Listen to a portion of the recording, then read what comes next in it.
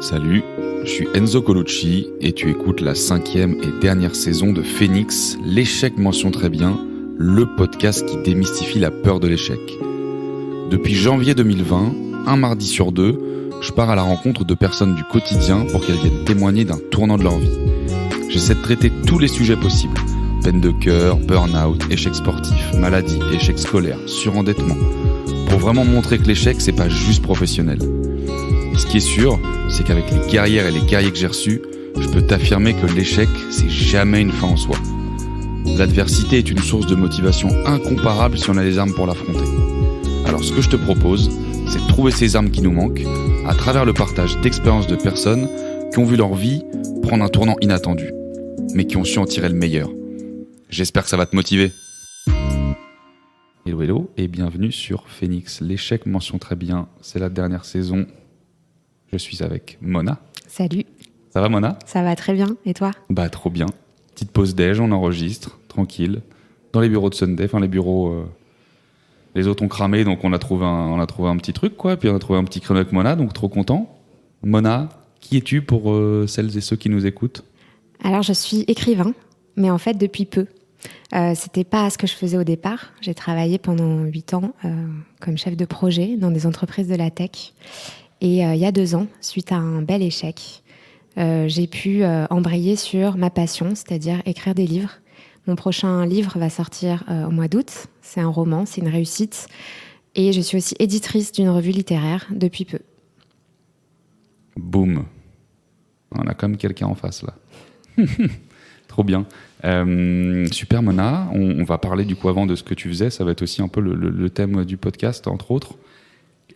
Avant qu'on démarre justement là-dessus, est-ce que tu peux nous donner ta définition de l'échec ? Comment est-ce que tu vois l'échec, toi, Mona ?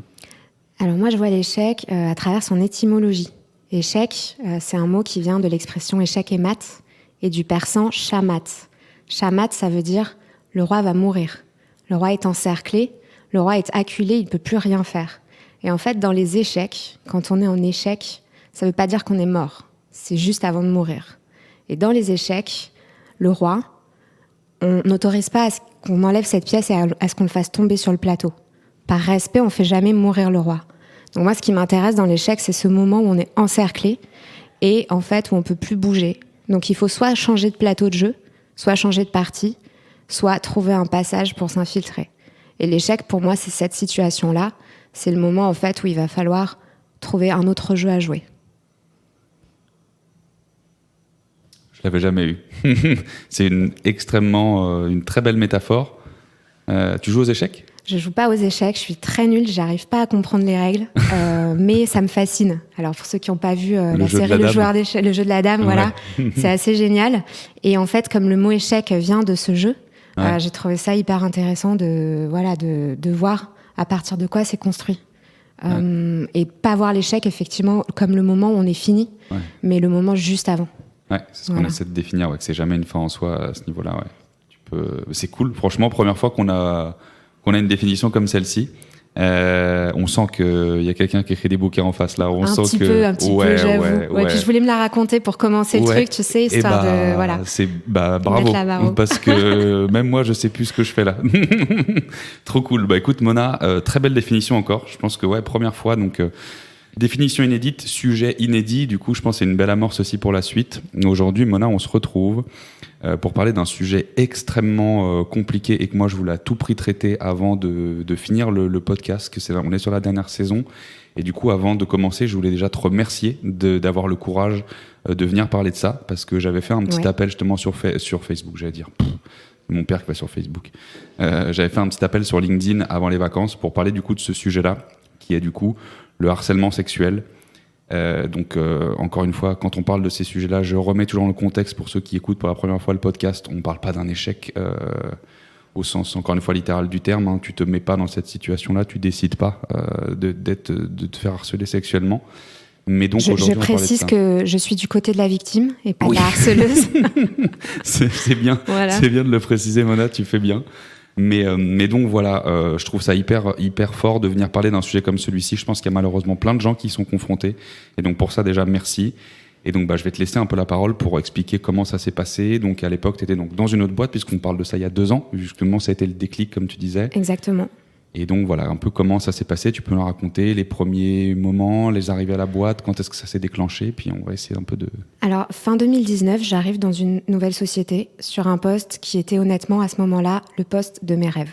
Contenu du poste, rémunération, société en elle-même, projet de la boîte, équipe, le plan de rêve. J'avais déjà quelques années d'entreprise derrière moi. J'étais assez confiante sur cette prise de poste et en même temps impressionnée, donc contente, motivée, enfin voilà, tout ce qu'il faut. Ça semblait vraiment être la bonne occasion. En parallèle, j'étais en train de changer de vie, c'est-à-dire que je quittais un poste que j'avais depuis plusieurs années. Et également mon conjoint, donc j'étais un petit peu aussi sur du renouveau. J'en parle parce que c'est peut-être ça qui fragilise aussi la situation et que le fait d'être en plein changement avec moins de repères fait qu'on est des cibles faciles entre guillemets. Vous allez comprendre pourquoi je parle de ça. Donc, j'arrive dans une boîte et au bout de 3 jours, je perçois déjà un petit sentiment désagréable vis-à-vis de mon supérieur hiérarchique. Donc des petits moments où je me pose des questions. Des remarques qu'il fait, des choses désagréables, des regards, des choses aussi assez déstabilisantes par rapport au travail qu'il me demande de fournir. Par exemple, me demander quelque chose que je fais aussitôt et puis me faire croire que je ne l'ai pas fait ou qu'il ne me l'a pas demandé, alors que j'ai sous mes yeux la présentation que je viens de faire et puis son email ou alors son ordre oral. Donc plein de petites choses qui ont commencé à me déstabiliser. Et puis ça n'est allé qu'en s'empirant, c'est allé de pire en pire.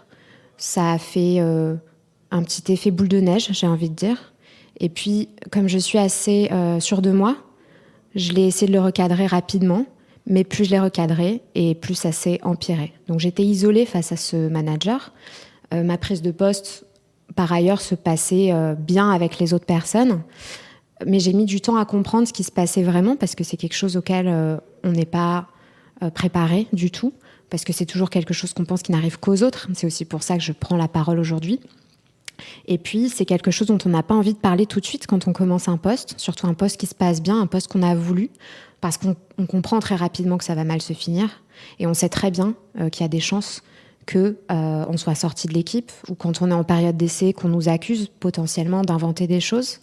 Donc moi, j'ai tout de suite compris aussi que cette personne-là, elle avait l'air d'être très appréciée.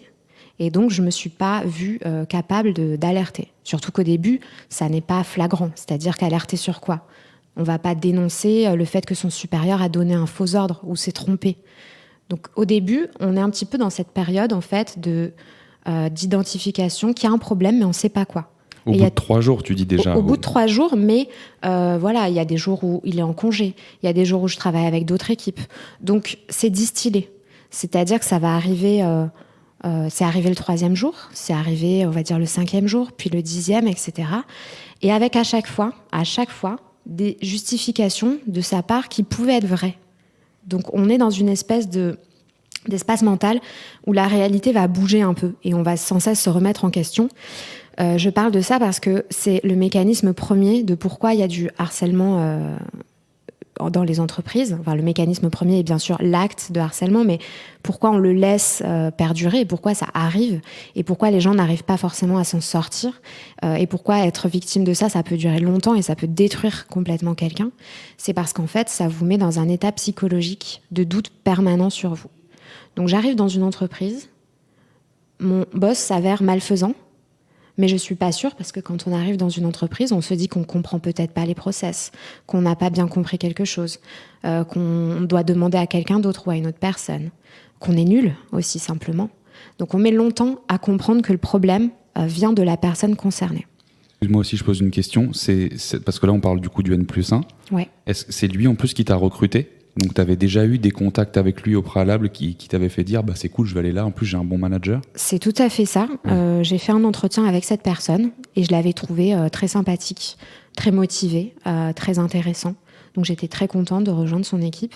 Je me suis pas posé la question, parce qu'on ne fait pas une checklist est-ce que je vais me faire harceler quand on rentre dans une boîte. Et puis, ce qui m'a mis la puce à l'oreille du fait qu'il y avait vraiment un problème et que c'était pas juste des petits incidents, c'est que plein de gens sont venus me demander comment ça se passait avec lui. Mais pas juste pour me demander si j'étais heureuse dans la boîte, juste pour me demander est-ce que spécifiquement, avec cette personne, ça colle. Et là, je me suis demandé pourquoi. Et je me suis rendu compte aussi que dans les réunions, cette personne-là me plaçait contre les autres. Elle me disait toujours avant chaque réunion, tiens, aujourd'hui, on va voir un tel, fais attention parce qu'un tel est manipulateur, etc. Et pendant au moins 3 mois, selon lui, toutes les autres personnes étaient manipulateurs, méchants, menteurs, difficiles au travail, en recherche d'un positionnement certain, etc. Et donc, il m'a monté, en fait, il a essayé de monter contre tous les gens. Qui est venu te voir, justement, ces premiers temps? C'est des collègues femmes aussi, du coup, qui sont venues te voir? C'est les de deux, tout? Ouais, tout à fait. C'était des personnes qui ensuite m'ont soutenue potentiellement parce qu'ils avaient identifié ce problème et ils ne s'attendaient pas à ce qu'ils fassent ça jusqu'à ce point-là sur une subordonnée. C'était des personnes qui étaient aussi alliées avec cette personne, mais qui, je pense, aujourd'hui, ne se rendaient pas compte qu'ils pouvaient aller aussi loin et qui, sur le papier, étaient amis avec lui, allaient boire des coups avec lui le soir, etc. Et puis aussi, ce sont des personnes qui étaient complètement dans cette dynamique de l'entreprise, c'est-à-dire que c'est une entreprise dans laquelle il n'y avait pas un seul manager qui faisait ça, c'était une forme de système. Voilà, on parle souvent de système, mais c'est assez réel. Et c'est-à-dire que quand il y a des exemples au placé qui peuvent potentiellement avoir ce genre de comportement, les personnes d'en dessous vont les répéter en se disant que c'est impuni. Donc on était sur des schémas en fait de managers qui malmenaient les personnes. Il y a du harcèlement sexuel, mais il n'y avait pas que ça, il y avait du harcèlement tout court aussi. Donc c'était des personnes qui essayaient de m'entraîner aussi dans ce système. Il y a quelqu'un qui est venu me voir au bout de 2 semaines pour me préciser que si j'avais envie d'avancer plus vite dans cette société, je pouvais tout à fait contacter le DG, me préparer pour une soirée seule en tête-à-tête avec lui et que ça serait apprécié puis que c'était rigolo. La soirée de Noël, puisque je suis arrivée dans la société en septembre, à la soirée de Noël, un des managers, qui n'était pas le mien, m'a proposé de me raccompagner de manière extrêmement insistante et j'ai dû lui mentir et lui faire croire que j'habitais dans la direction opposée alors que tout le monde savait que j'habitais à mon adresse pour qu'il me lâche. Donc c'était un petit peu institutionnalisé. C'était des regards d'hommes envers les stagiaires. Femmes. C'était par exemple lors d'un recrutement, puisque les RH étaient à ce moment-là toutes des femmes et des apprentis, c'était des petites blagues pour les inciter à prendre des jeunes femmes pour qu'elles se sentent mieux, par exemple. Donc c'était toute une forme d'institutionnalisation qui a créé un climat d'entreprise tel et qui a fait que les gens ne se dénonçaient pas, les gens le savaient, ne disaient rien, et en même temps, on était dans une société un peu à la pointe, avec des personnes très qualifiées, très éduquées, donc pas dupes du tout de la situation, qui sont venues, une par une, venir voir comment j'allais en fait. Donc très rapidement, j'ai compris que c'était au-delà d'une simple mésentente avec mon supérieur ou d'une simple mauvaise compréhension des ordres qu'il me donnait. Et puis très vite, une amie m'a alertée, puisque j'ai une amie qui est juriste en droit du travail, et de temps en temps, je lui laissais une petite note vocale sur WhatsApp de ma journée en disant « Disons que c'est difficile, aujourd'hui, il m'a fait tel coup, il a fait ça. » Et je racontais un peu ce qui se passait.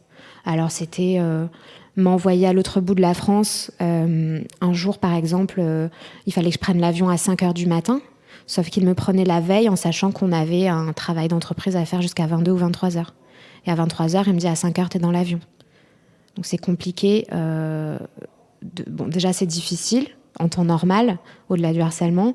C'est interdit aussi, par ailleurs, je tiens à le préciser.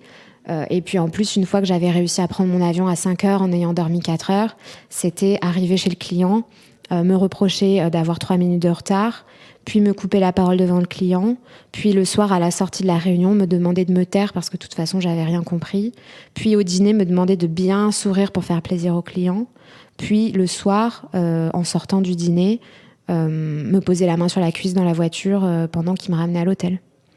Puis rester devant ma porte de chambre d'hôtel, etc., etc. Et ça n'était jamais au-delà d'impression, pendant un long moment. Donc c'était très malaisant. C'était même... c'était extrêmement intimidant. Et puis, plus je recadrais, plus je prenais cher. Ça, c'était vraiment le pire. Et tu recadrais comment ? Je recadrais de manière très formelle, puisque j'ai compris rapidement que ça allait pas bien se finir. par ces gens qui venaient me demander comment ça allait. J'ai compris qu'ils le savaient.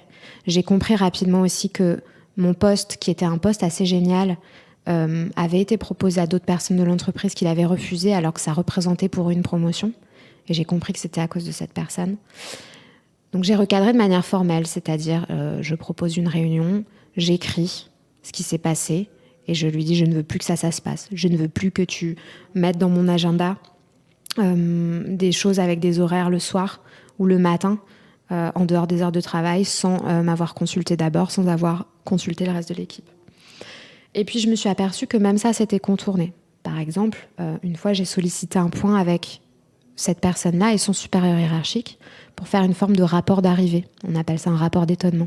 C'est un outil qui est très utile quand on arrive dans une société pour dire comment ça se passe, pour proposer des améliorations. C'est quelque chose que je fais toujours.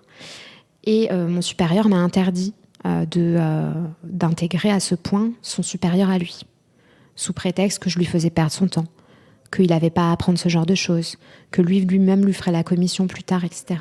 Donc je me suis aperçue qu'il trouvait des façons de contourner. Et là, je me suis vraiment rendu compte que c'était institutionnalisé, que c'était une habitude de cette personne. Et ensuite, ça a dégénéré. Ça avait pris combien de temps, du coup, ça ? Parce que du coup, tu disais au début très justement que comme tu viens d'arriver, donc déjà, tu t'émets un peu des doutes, tu es un petit peu seul parce que tu connais pas encore les gens. Est-ce que ça, du coup, c'est arrivé au moment où tu l'as validé, du coup, ta période d'essai chez eux ? Alors, curieusement, c'est eux qui ont validé ma période d'essai au bout de 2 mois. Ok, donc elle était faite Elle était potentiellement renouvelable en plus, donc sur un poste de cadre, ça peut durer 7 mois si je me trompe pas. Ouais. Au bout de 2 mois, on m'a validé ma période d'essai avec les félicitations du jury, enfin voilà, vraiment le truc en fanfare. À savoir, depuis que je me suis renseignée sur les problématiques de harcèlement, je me suis rendu compte que c'est une technique aussi. Une technique, par exemple, de survaloriser, de surpayer aussi des profils pour ensuite pouvoir leur faire accepter plus facilement n'importe quoi. Pour acheter ton silence en quelque sorte. Quoi. Alors ça c'est dit comme ça, ouais effectivement. Mais sur le moment on se rend pas compte du tout quoi. On le voit pas comme ça. Moi je me suis jamais dit je reste pour l'argent quitte à subir ça. Bien sûr. C'était juste que quand ça s'est mal passé, je me suis dit je suis en période d'essai, j'avais pas lancé d'autres processus de recherche en même temps. Je voulais voir comment ça se passait. La boîte bougeait énormément. Je sentais qu'il y aurait aussi des ouvertures de postes avec d'autres managers. J'avais même pas eu le temps de prendre mes marques, en fait. Donc, j'étais même pas en train de me dire ça vaut le coup de rester ou pas. Moi, j'étais au stade où on galère à trouver la salle de réunion, quoi. C'était vraiment... voilà. Donc, j'ai eu, mine de rien, de la chance, entre guillemets, que ça arrive plus vite et que je sois pas coincée, en fait, quelque part. Donc, ils m'ont validé ma période d'essai. Il faut savoir que là, on est fin 2019, début 2020. Ça a duré que quelques mois. Et puis derrière, en fait, il y a eu très rapidement le confinement et le Covid qui ont complètement changé la donne. Parce que, en premier lieu, on a travaillé un petit peu à distance. Et là, je travaillais avec des clients et je travaillais aussi uniquement avec ce manager au lieu de travailler en équipe. Donc, j'étais confrontée à lui tout le temps. Et je ne le voyais que pour les déplacements qui occasionnent... forcément, mécaniquement, plus d'options pour déraper, en tout cas dans sa tête, quand on est câblé comme ça, je veux dire. Et en fait, c'est devenu insupportable très vite. Rajouter à ça l'angoisse du confinement, l'angoisse du Covid. J'étais confinée seule chez moi à Paris, et c'est devenu invivable à ce moment-là très vite. Donc c'est quelques jours avant, d'ailleurs, qu'on soit confiné, que j'avais alerté son supérieur, qui, je le pensais, allait réagir. Voilà. Ok. Donc tu l'alertes, c'est ça, c'est mars, quoi. Mars 2020, c'était il y a 2 ans. Février, ouais. Février. Donc juste avant le confinement, je l'avais pré-alerté. Ouais. Derrière, on est enfermé. Donc j'attendais une réaction. Je me suis dit, c'est le moment idéal, en fait. Mm-hmm. C'est aussi le moment idéal pour ne rien faire, d'après lui. Et donc, il ne s'est rien passé du tout de la part de ma hiérarchie supérieure. Que tu as relancé, du coup, après ? Quand tu as vu qu'il ne se passait rien, est-ce que tu t'es résigné, du coup, ou est-ce que tu as pu... Alors, j'ai compris tout de suite, quand il ne s'est rien passé, qu'il allait rien se passer. J'ai compris tout de suite parce que j'avais aussi échangé avec quelqu'un qui était délégué du personnel. J'avais aussi échangé avec des amis que je commençais à me faire dans la boîte. Et j'ai compris tout de suite que c'était déjà arrivé. Et j'ai compris que ça n'allait pas changer pour moi. rien ne change. C'est-à-dire que pourquoi il changerait ça pour moi ? Je suis là depuis 3 mois dans la boîte, je suis une ressource comme une autre, vu que c'est comme ça qu'ils traitent les personnes. Donc j'ai compris que quoi que je fasse, ça allait pas bien se finir. Et en plus, c'est le moment où je me suis dit, là vraiment il faut chercher autre chose, sauf que le confinement arrive. Donc là je me suis retrouvée un petit peu dans cette situation dont on parlait tout à l'heure, acculée, c'est-à-dire avec 0 option. Donc enfermée chez moi, avec un manager maltraitant, sans possibilité de me confier, puisque les personnes n'étaient pas disponibles, c'était le confinement, etc. Des clients qui ne me connaissent pas assez aussi. Et ça, c'est très important parce que j'étais souvent en face à face avec le client. Et il faut voir que dans ce genre de dynamique, quand vous avez une personne déjà qui vous harcèle, qui vous maltraite et qui vous fait croire que vous travaillez mal, malgré la période d'essai validée, j'avais tout le temps des remarques sur mon travail qui étaient souvent injustifiées. Mais c'est dur de se dire que c'est injustifié. Moi, je suis de bonne volonté, j'essaie de faire mieux, etc. Mais c'est dur de se rendre compte. Mes clients ne me connaissaient pas assez. Donc, je me suis retrouvée dans une situation où je me suis dit... On va voir ça comme un échec. Les gens vont me dire que je travaille mal si je me fais virer. Ils vont pas se dire qu'il y a eu un problème avec mon manager. Ils vont penser que je faisais pas l'affaire. Ils vont penser que je tenais mal mes clients, que je travaillais mal avec eux. Donc si je cherche autre chose, j'aurai pas d'aide, pas de lettre de recommandation, un trou sur mon CV et la période n'est pas du tout propice. Donc là, je me retrouve vraiment fichue, quoi. Pour moi, j'étais vraiment en galère de chez galère. Évidemment, je rajoute une couche avec pas vraiment d'économie, pas de soutien familial. Ça, c'est une donnée de base, mais je veux dire, ça m'a jamais posé problème au travail quand il n'y a pas d'autres problèmes. Mais là, c'est vrai que c'était difficile aussi de se dire qu'on n'a pas de filet financier. Et puis, pour des raisons diverses, la plupart de mes amis se trouvent à l'étranger.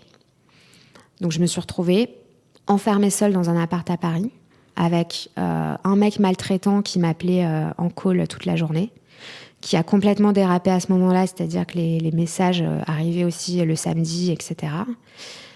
Et j'avais peu d'autres options que de me mettre en arrêt maladie, tout en sachant que je me sentais pas dans un cas de maladie. Donc j'avais du mal à envisager ça aussi. Voilà. Vous étiez en chômage partiel à l'époque avec ta boîte ou pas du tout ? On était en chômage partiel avec la demande tacite de travailler. D'accord. Ok. Oui, comme beaucoup de boîtes pendant le confinement finalement. Faut pas le dire. Ouais, voilà. D'accord. Ok. Et donc du coup, là tu te mets en arrêt maladie. Et là, tu as un peu répondu à la question, vu que tu disais que tu avais peu d'entourage. Ce que j'allais dire, à quel moment, où est-ce que tu vas chercher justement cette aide à ce moment-là, si tu as peu de famille autour de toi, que tu n'as pas d'amis, ou où est-ce que tu vas chercher du coup ces ressources, qu'on sait que l'entourage c'est primordial dans les moments où c'est très compliqué ? Donc j'avais des amis, mais à distance. Ouais. Donc j'avais cette amie juriste qui m'a énormément aidée, puisque déjà elle voyait en fait le schéma se dessiner, elle savait quoi faire. Donc elle m'a orientée complètement. Elle m'a guidée, par exemple, dans ce genre de cas. Si ça vous arrive, je ne vous le souhaite pas, mais si ça vous arrive, il est important de dézoomer et de commencer à réfléchir légal. Réfléchir aux preuves, réfléchir à comment partir de là sans y laisser trop de plumes. Moi, je ne me suis pas mis en arrêt maladie parce que je n'étais pas depuis assez longtemps dans la boîte pour avoir une couverture de ma mutuelle et je n'étais pas en position financière assez stable pour perdre la moitié de mon salaire. Parce que quand on est en arrêt maladie, on perd une partie de son salaire, sauf couverture de la mutuelle. Et je n'étais pas arrivée à ce niveau d'ancienneté. Mais j'étais en train de me faire virer. Ça, j'avais compris. J'étais en train de me faire virer, j'étais à distance, c'était le confinement. Et légalement, j'étais couverte puisqu'on m'avait mise au chômage partiel, donc je n'étais pas tenue de travailler en réalité.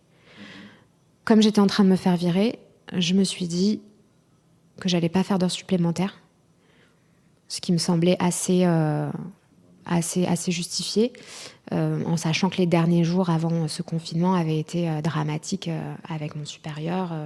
Il y avait eu des lancers de téléphone sur moi, il y avait eu ce que j'estime, mais je ne peux pas le qualifier de tel, être une agression sexuelle, et que j'avais plusieurs collègues en larmes pour les mêmes raisons. Donc moi, j'ai décidé de sauver ma peau, tout bêtement, en sachant que là, je commençais à être pétrie d'angoisse quand même. Donc j'avais mes amis qui se relayaient pour m'appeler, pour me skyper. Sauf qu'à un moment, les écrans, c'était trop. À un moment, j'étais aussi choquée, en fait, simplement parce qu'on n'a pas envie que ça arrive à soi, on a envie que ça arrive à personne. Rajouter que si vous avez quelques valeurs, déjà des valeurs féministes, des valeurs humaines, des valeurs de travail, vous êtes choqués, en fait. C'est choquant, ça met une sorte... ça vous met la tête sous l'eau et ça vous appuie dessus à chaque fois que le mec vous appelle, en fait. C'est un couvercle, c'est comme une impossibilité de s'en sortir. Et puis surtout, c'est désagréable au possible. Et t'essayais de pas répondre, du coup, parce que si, encore une fois, t'es en chômage partiel, t'es pas non plus tenu vraiment de travailler, qu'est-ce qui faisait que, du coup, t'étais quand même obligé d'un peu de répondre, tu pouvais pas, du coup, le ghoster, entre guillemets? C'est ce que j'ai commencé à faire. Voilà, il y a un moment, je me suis dit, ma santé mentale first. Bien sûr. Et puis, je répète bien que j'étais pas en arrêt maladie, c'était pas pour gagner plus d'argent, c'était pour pas me mettre dans une situation pire. Voilà, parce que je pouvais pas trouver un autre travail. Dans un autre contexte, mettez-vous en arrêt maladie, voilà. Mais là, je pouvais pas parce que c'était Covid, donc j'allais pas me mettre à chercher du travail. Donc j'ai commencé, j'ai coupé mon téléphone quand j'en avais envie. Je me suis dit que la santé mentale, c'est aussi une forme de chimie, c'est-à-dire que le corps peut être abîmé par certaines choses. Donc là, c'était les agressions permanentes. Mais il peut être rehaussé aussi par tout un tas de choses. On va vous dire, faites du sport, mangez bien, voyez vos amis.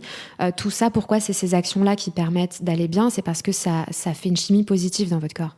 Dopamine, adrénaline, etc. Ça rééquilibre votre état intérieur. Et c'est tout ça qui vous empêche de ne pas tomber vraiment dans la dépression. La dépression, c'est un état chimique, pas que, c'est moral, c'est physique aussi, mais c'est en partie chimique. C'est pour ça que les antidépresseurs, par exemple, ça rehausse des gens. Donc moi, je me suis dit, je vais faire cette action-là antidépressive quelque part, par moi-même. C'est-à-dire que je me suis dit, qu'est-ce que t'aimes? J'aime lire, j'aime le soleil, j'aime bien manger. Et en gros, je me suis fait 40 jours de kiff. Parce que j'avais acté que cette relation de travail irait pas bien avec cette personne. Je me suis commandé 40 livres. Je voulais partir en vacances en Italie. J'ai fait comme si c'était l'Italie chez moi. C'est-à-dire que j'ai acheté un bouquin de recettes italiennes. Le midi, je me faisais un tiramisu. Le soir, je me faisais des pâtes à quelque chose. Et j'ai appris des choses. Et j'ai lu des livres. Et j'étais en mode survie, en fait. J'étais, 1 heure par jour dehors. Enfin, vous connaissez le confinement. Sauf que le confinement à Paris était quand même déjà en mode survie, un peu. C'était un peu, mentalement, c'était pas ouf. Et donc là, je me suis dit, en fait, il se passe quoi si je travaille pas? De toute façon, ils sont déjà en train de me virer. Et de toute façon, j'ai pas envie de bosser pour eux. Donc, il se passe quoi? Il se passera rien. Mais tu peux pas te virer en plus en chômage partiel, si je dis pas de bêtises, légalement. Oui, puis ils étaient en train de me... Enfin, je le savais. Ils m'ont viré que quelques semaines plus tard, mais je savais très bien ce qui se passait dans les tuyaux. En fait, quand vous allez voir quelqu'un, un supérieur hiérarchique, et que vous lui dites il y a des potentielles agressions sexuelles dans cette boîte, soit dans les 24 heures, il y a toutes les RH, toute la boîte, tous les dirigeants qui sont alertés et des actions prises immédiatement s'ils veulent faire quelque chose, soit il se passe rien. Mais le silence, c'est une réponse. Le silence, ça veut dire on s'en fout. On s'en fout de vous, on s'en fout du bien-être dans la boîte. Donc moi, ma réponse, il me l'avait déjà donnée. Donc j'allais pas continuer à faire des heures sup, en fait. C'est clair. Voilà. Donc je me suis mis en mode kiff. Voilà. Et j'ai profité de ça. Bon, ça, c'est venu dans les jours d'après pour me dire, mais il faut que je prépare mon après, en fait. Parce que là, je suis couverte. Au pire, même s'il me vire demain, j'ai 3 mois de préavis. Donc, il faut que je prépare l'après. Préparer l'après quand on est en confinement, c'est compliqué. Surtout que j'avais quand même quelques petits signes de mal-être, quoi. C'est-à-dire j'ai fait aussi cet aspect... je fais du kiff parce que j'arrivais plus à sortir la tête de l'eau. Et parce que même mes amis voyaient que j'étais angoissée, stressée, etc. Et petit à petit, tu perds totalement aussi confiance en toi, tes capacités, qui t'es, ce que tu vaux. Oui, et puis vous avez quelqu'un qui vous dit tous les jours que vous travaillez mal, en fait. Donc même si vous êtes sûr de vous, il y a un moment, ça abîme. Et puis, ça implique que c'est une personne qui, évidemment, ne sera jamais une référence. Donc quand je fais un process de recrutement, aujourd'hui, je dois l'expliquer, en fait, cette étape.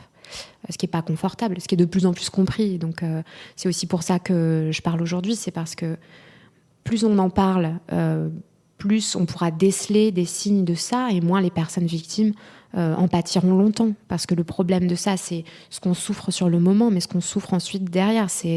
On parle de double peine parfois. Moi, je pense que c'est quadruple peine, en fait. Sur le moment, c'est désagréable. Ensuite, il faut chercher un autre travail et on perd du temps d'expérience, du temps de monter en compétences, etc. On peut être stigmatisé selon les personnes qui connaissent pas la problématique et qui peuvent se dire ce qui se passe. Et puis, on se traîne le boulet moral aussi, parce que moi, ça fait longtemps maintenant. Mais maintenant, quand je rentre dans un processus de recrutement et que mon manager est un homme, j'ai rien contre les hommes, absolument pas, mais je me pose la question, est-ce qu'il va se passer quelque chose ? Comment je sais à l'avance ? Quelles questions je dois lui poser avant ? Bien sûr que ça laisse des traces. Ça laisse des traces, même pour mes amis. Quand elles me parlent d'une situation, je ne peux pas m'empêcher de me dire, est-ce que ça va dégénérer pour elles ? C'est chaud. Ouais.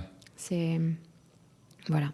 Et comment, du coup, c'est quoi un peu alors comment tu réagis à ça, justement, pour sortir la tête de l'eau ? Donc, on a parlé du coup de cette période de kiff, où tu essaies un peu de te recentrer, de savoir ce qui est bon pour toi, de mettre en place des petites actions. Est-ce qu'il y a eu d'autres choses, du coup, après ? Donc, après, tu as pu quitter cette boîte, donc tu as pu littéralement... donc, tu as été viré, de ce que je comprends ? J'ai été virée. Ouais, d'accord, super. J'ai été licenciée pour insuffisance. Voilà. D'accord, bon, et la foi, c'est la libération quelque part pour toi, ce que tu te dis... adieu connard, quoi. Genre, je veux plus en entendre jamais parler, mais il y a encore un processus, j'imaginais. Est-ce que c'est pas si facile que ça quand tu vis un tel trouble ? Moi, j'en avais marre. J'avais pas envie que ça soit derrière moi. Et j'avais envie de leur dire stop, en fait. Donc, dans ces cas-là, vous pouvez choisir d'aller au prud'homme, par exemple. Vous pouvez choisir de vous faire accompagner par un avocat. Vous pouvez choisir d'aller plus loin. Vous pouvez déposer plainte, par exemple, contre l'auteur des faits, déposer plainte contre l'entreprise, en plus de déposer un dossier au prud'homme. Donc, si ça vous arrive, sachez que ça peut prendre du temps, que le dossier ne sera pas derrière vous tout de suite. Et c'est un choix personnel de faire ou de ne pas faire ça, soit parce qu'on a envie d'avancer, soit parce qu'on a envie de penser à autre chose, soit parce qu'on veut être dédommagé quelque part. Donc voilà, c'est les différentes options qui se passent, qui sont prévues par la loi dans ce genre de cas. Après, il faut être réaliste. La vérité, c'est que ça met longtemps, que c'est pas toujours en la faveur des employés, des victimes, parce que ça demande des preuves, parce que ça demande une procédure, parce que ça demande l'aide d'un avocat qu'on peut pas toujours se permettre. Donc il y a plein de cas de figure et c'est vrai que c'est difficile de prendre cette décision, quelle qu'elle soit. Mais l'idée est effectivement de penser à vous. Si vous avez des valeurs, on va dire, de passer à autre chose, de rebondir, etc., sentez-vous libre de ne pas déposer votre dossier au prud'homme si la lourdeur du process vous fait peur. Au contraire, si vous avez vraiment envie de justice et besoin d'être réparé, n'écoutez pas ceux qui vous disent que vous continuez à rester dans ce problème alors que vous pourriez avancer. C'est vraiment un choix qui est personnel. Et donc toi, du coup, tu t'es un peu sorti de là. Ça a été un peu le rebond que tu énonçais au tout début, où tu disais que maintenant, du coup, tu écrivais. Oui, tout à fait. Donc c'est comme ça un peu que tu as réussi à retrouver un peu de bonheur, un peu de joie et de retrouver confiance en toi aussi. Exactement. En fait, c'était une passion que j'avais à côté de mon métier. Donc je lisais beaucoup de livres et j'écrivais un peu. J'adore la littérature. J'étais intervenante sur 1 ou 2 ateliers d'écriture. Et puis, j'étais aussi participante dans une école d'écriture qui apprenait à écrire des manuscrits. Et j'avais envie d'en faire quelque chose, mais j'imaginais pas du tout que ça puisse être mon métier. J'ai même pas de parcours d'études littéraires. J'avais du mal à imaginer que ça puisse être un métier aussi, écrivain. C'est difficile de se projeter, parce que c'est artistique en plus. Donc, de se projeter artiste, c'est très, très difficile. Pour moi, en tout cas, ça l'a été.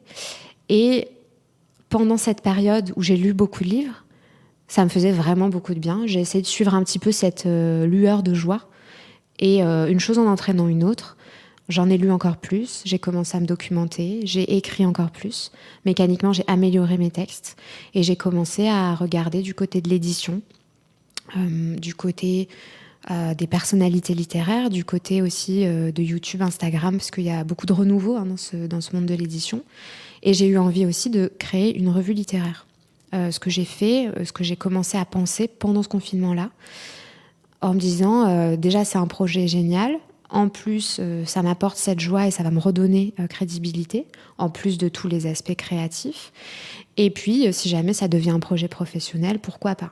En sachant que j'étais licenciée avec un petit pôle emploi derrière, donc j'avais quelques mois pour décider si j'en faisais un métier.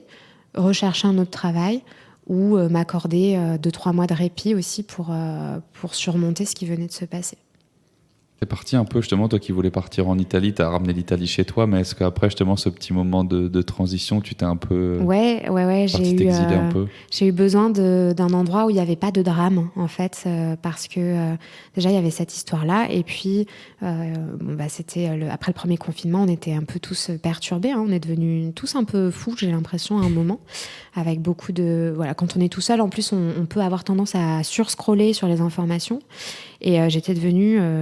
très anxieuse en fait, je pense que j'avais un souci d'anxiété très très fort et que même les choses type yoga, bien manger, avoir ses potes et s'éloigner de l'anxiété n'arrivaient plus à apaiser. Non, c'était chronique. Hein.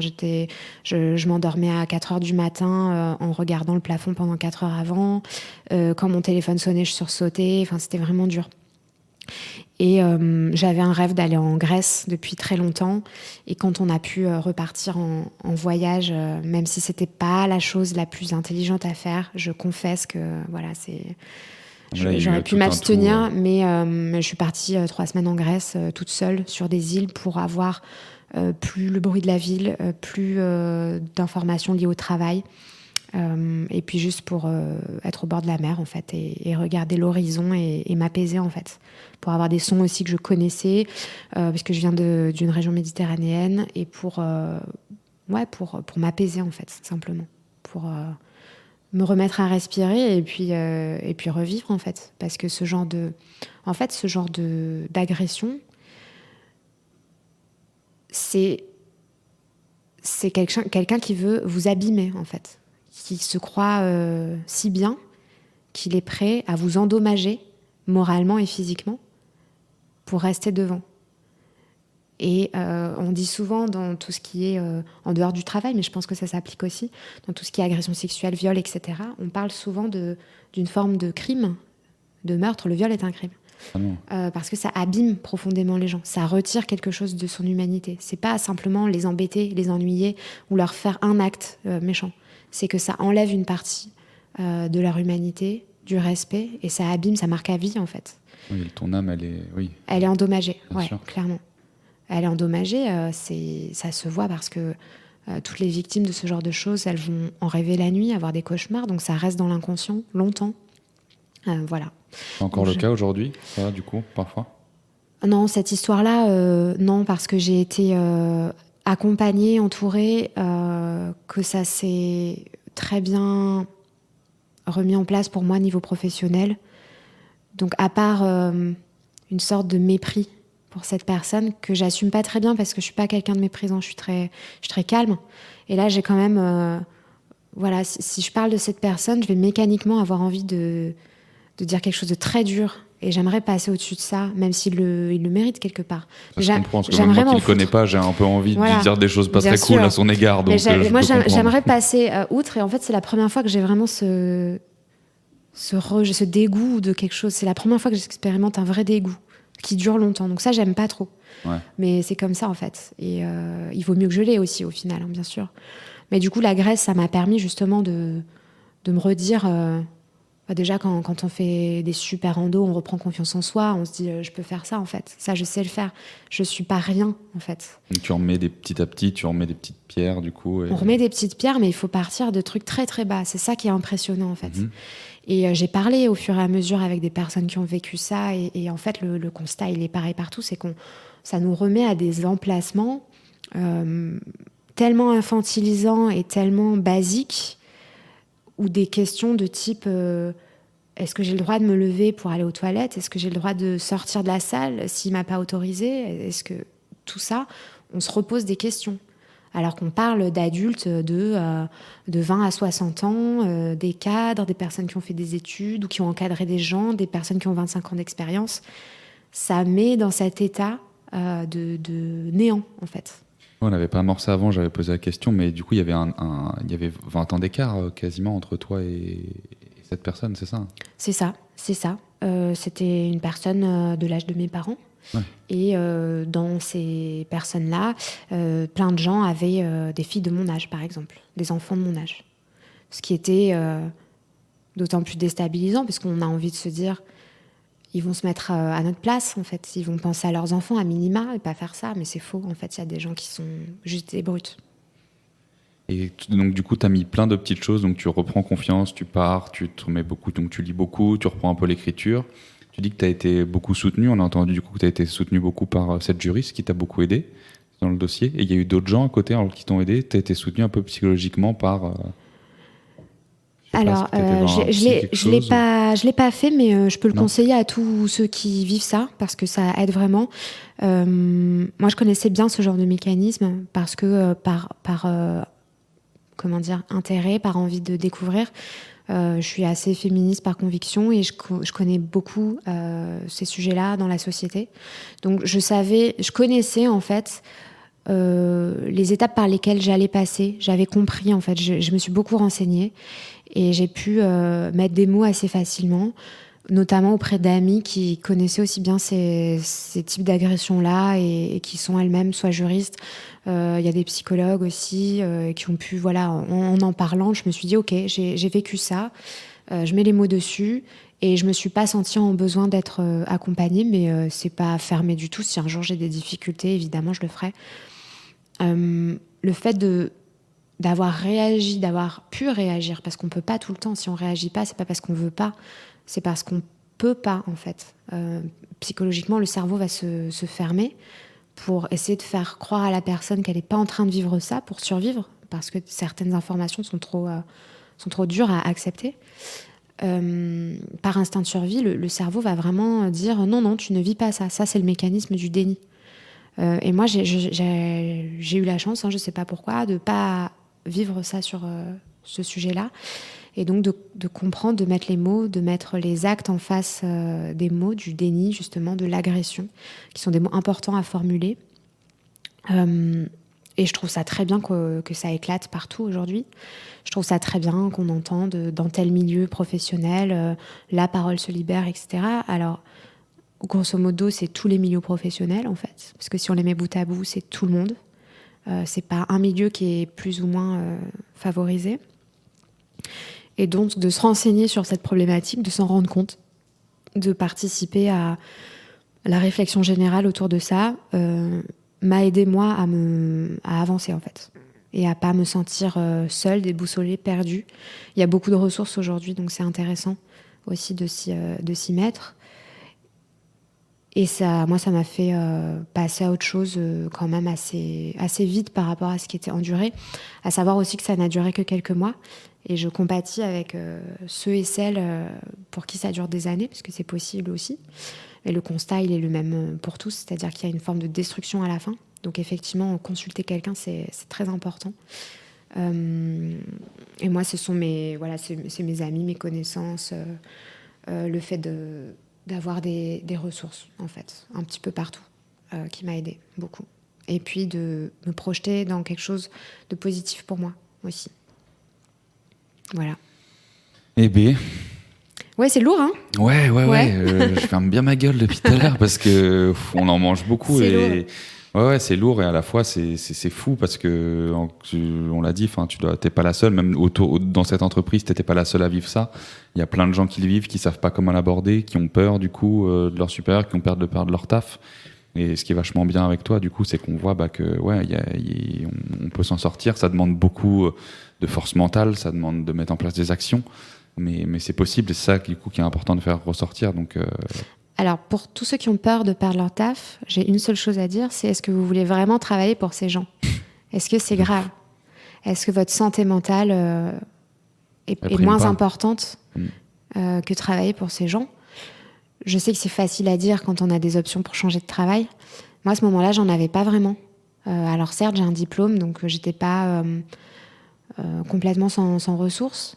Mais je voyais vraiment pas ce que je pouvais faire. C'était l'endroit le plus abouti dans cette profession-là où je pouvais me trouver. Et en partir aussi vite, c'était cet échec-là dont on parlait tout à l'heure. Et donc, comme je disais, là, par rapport à cette définition de l'échec, j'ai changé de plateau de jeu, en fait. Je me suis dit, OK, là, ça déconne pas, je fais autre chose. Donc, c'est un échec dans la mesure où j'aurais aimé continuer ce travail. J'aurais vraiment aimé. C'est presque une déception intellectuelle, en fait. C'était un job passionnant avec beaucoup d'enjeux, très utile aussi. et avec des collègues qui étaient passionnants. Et ça, j'ai eu peur de ne pas le retrouver. Mais c'est des conneries, la peur, en fait. Il faut essayer, juste. Parce que de toute façon, rester en face de personnes comme ça ne peut pas se terminer bien. Vous n'êtes pas plus fort que des personnes malfaisantes. Il ne faut pas croire qu'on va réussir à le faire changer de comportement. Vous avez juste le droit de ne pas subir ça et le droit de partir.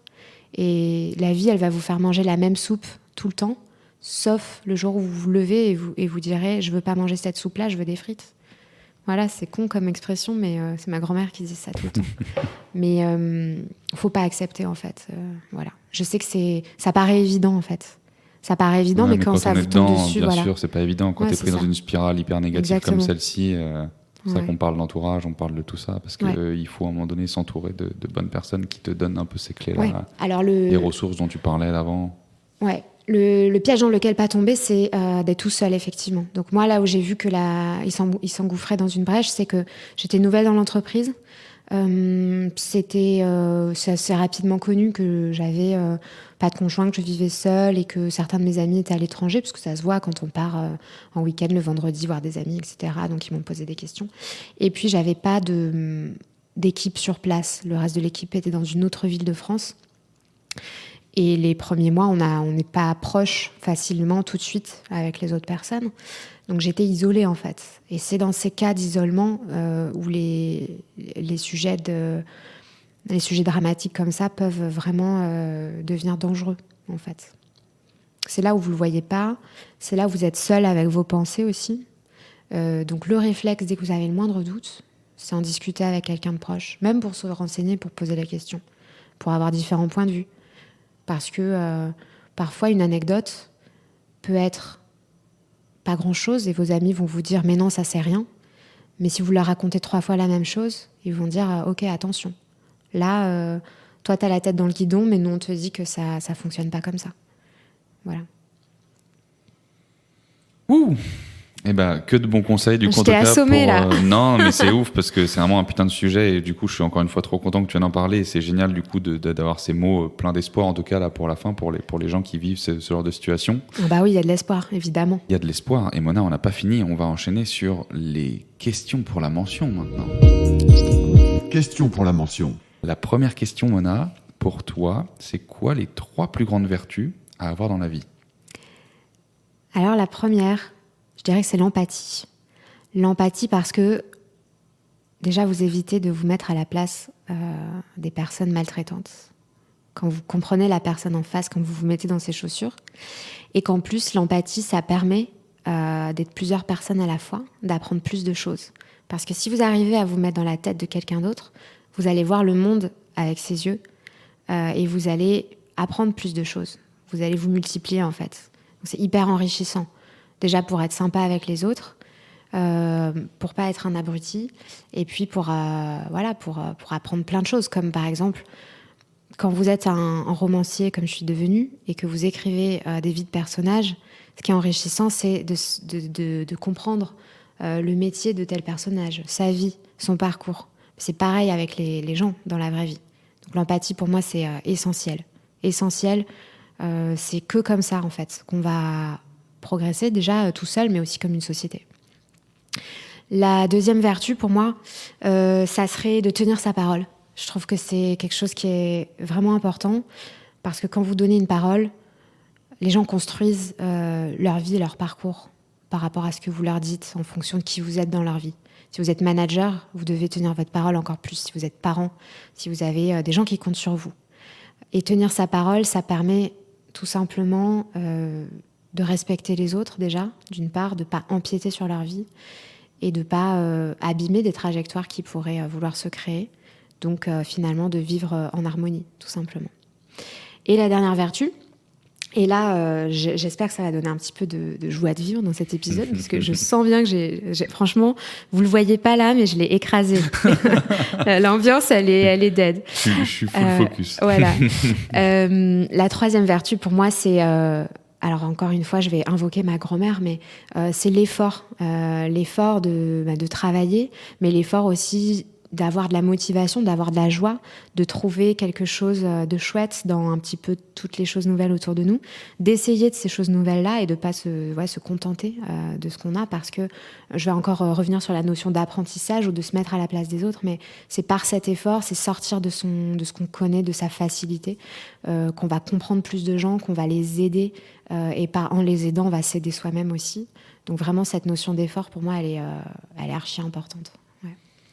Je te rejoins. Pour moi, l'effort, il est aussi très lié on en parlait avant d'enregistrer un petit peu, il est très lié à la discipline aussi, en fait, l'effort. Parce que c'est quelque chose qui doit être constant, en fait, un effort. Un effort, il peut pas être que ponctuel. Ouais.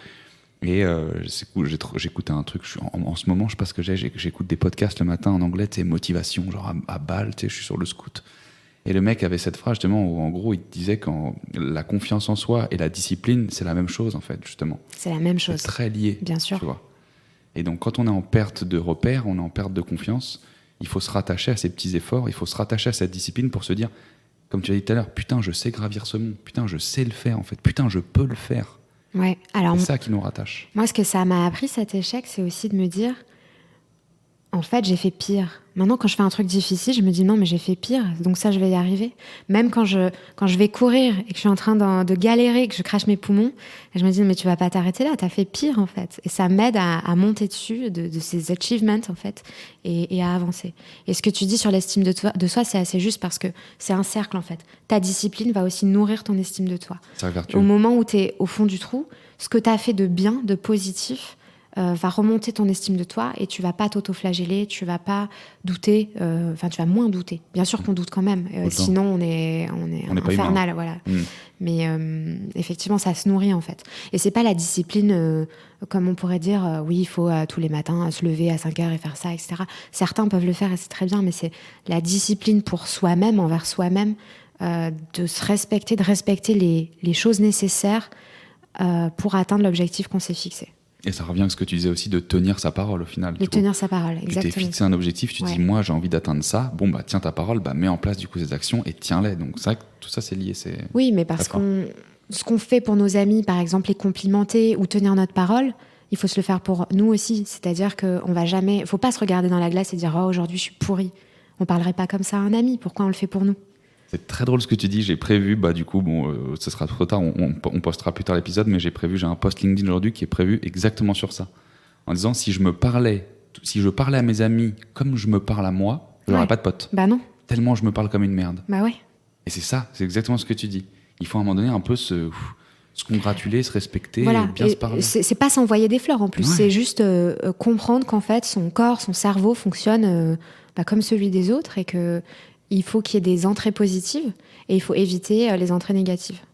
Donc, se faire plaisir, comme je disais tout à l'heure, avec les aspects, quand on va pas bien, rajouter des choses positives dans sa vie, aussi mécaniquement bête que ça puisse paraître. Et puis, couper les entrées négatives, c'est-à-dire quand il y a quelqu'un qui vous fait pas du bien dans votre vie, next en fait. Voilà. Next. Du coup, next question. Du coup, parfait. Transition magnifique. Mona, toi en plus du coup, qui écrit, est-ce que tu as un livre que tu as particulièrement apprécié, que tu aimerais partager? Alors il se trouve que mon livre préféré de tous, c'est un petit roman qui s'appelle Le Joueur d'échecs, ou une grande nouvelle comme vous préférez. Non putain, l'échec aujourd'hui. Le Joueur d'échecs, c'est l'histoire de deux personnages sur un bateau qui jouent une partie d'échecs. Un qui est considéré comme bête dans la vie, et qui pourtant est champion d'échecs. Et puis une autre personne qui accepte de le défier et qui se trouve être une personne cultivée, lettrée, etc.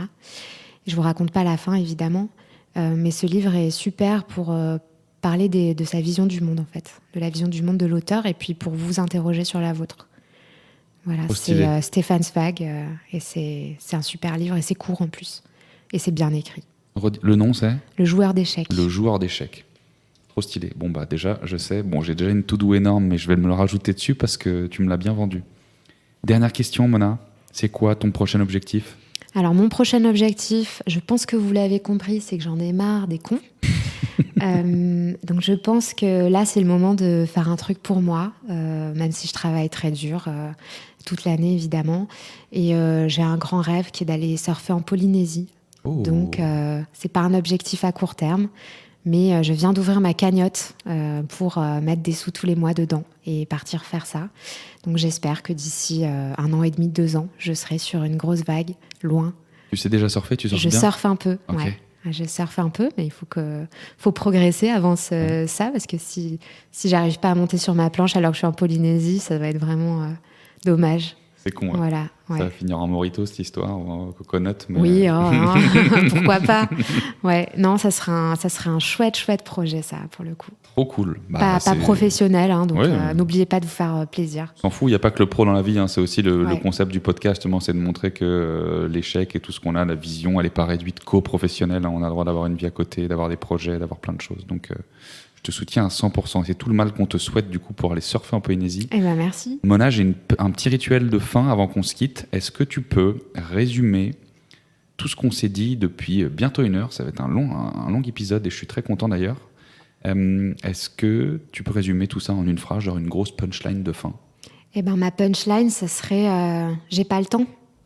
J'ai pas le temps de vivre avec des imbéciles autour de moi. Donc, si vous êtes confronté à une situation où des gens vous tirent vers le bas, faut pas avoir le temps pour eux, en fait. Faut changer de plateau de jeu parce que vous pouvez essayer de les battre pendant longtemps. Peut-être que vous allez y arriver, peut-être que vous allez y laisser des plumes.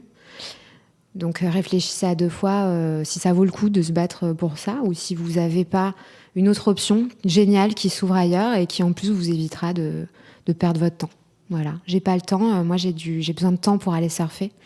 J'ai besoin de temps pour vivre ma vie. Donc, les personnes comme ça, il faut les nexter.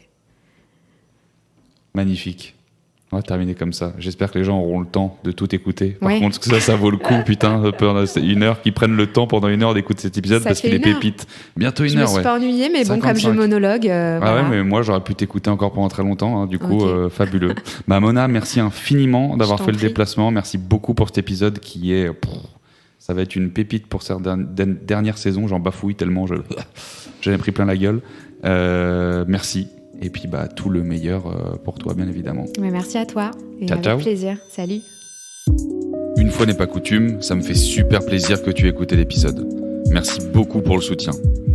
Comme d'hab, si c'est pas déjà fait, tu peux me permettre de faire connaître le podcast avec 2 actions super importantes. La première, c'est de mettre une note et un avis sur Apple Podcast, comme tu sais. Et la deuxième, c'est d'en parler autour de toi, bien évidemment. Tu peux également t'abonner à la page Instagram Phoenix Podcast et me suivre aussi sur LinkedIn. Je réponds toujours aux messages avec grand plaisir, même si j'avoue que je suis pas toujours hyper actif. Enfin, j'interviens dans les écoles et les entreprises pour réapprendre la notion d'échec. En gros, plus vulgairement, je mets des coups de pied au cul, mais avec sourire et bienveillance. Donc n'hésite pas à me joindre si tu veux que je te mette aussi un shoot de motivation au bureau. Je te dis à très vite pour encore plus d'échecs et encore plus de kiff.